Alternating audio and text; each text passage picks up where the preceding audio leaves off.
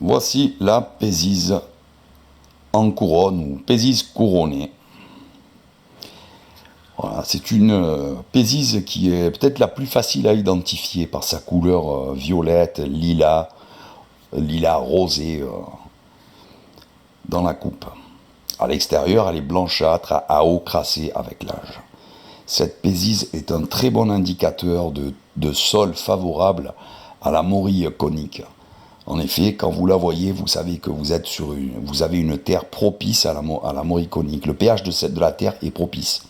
Donc c'est un très bon indicateur de spot, de coin potentiel à morie conique.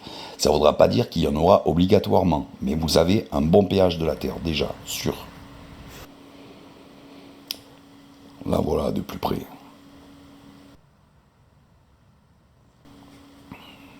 Voilà, cette fumée, c'est les spores de la brise qui sont relâchés par cette Pésise.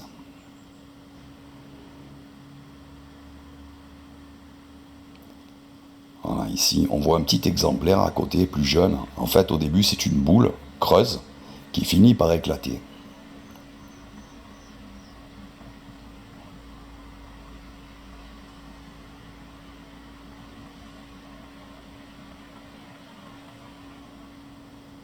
La chair est blanchâtre à la cassure. Blanche.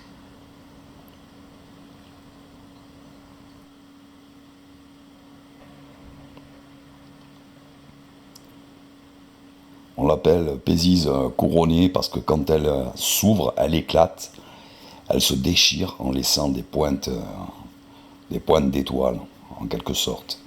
Voilà la petite ici.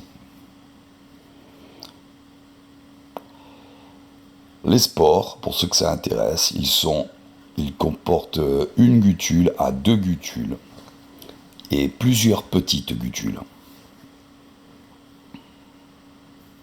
Ici, ils sont étudiés dans l'eau. Ici, dans le bleu coton lactique, vous avez la taille de ces spores, qui peut très légèrement varier en fonction des récoltes.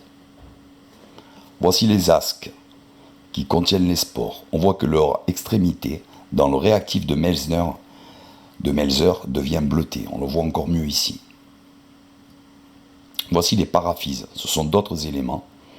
Ce sont des éléments plus fins que les asques, qui finissent en massue légèrement. Ces éléments sont stériles, ils ne portent pas de spores.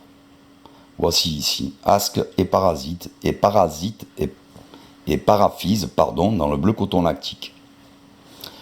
Voilà les amis, je vous tiens au jus dès que je trouve les premières morilles et on se retrouve vite pour une prochaine vidéo. Ciao ciao, à bientôt.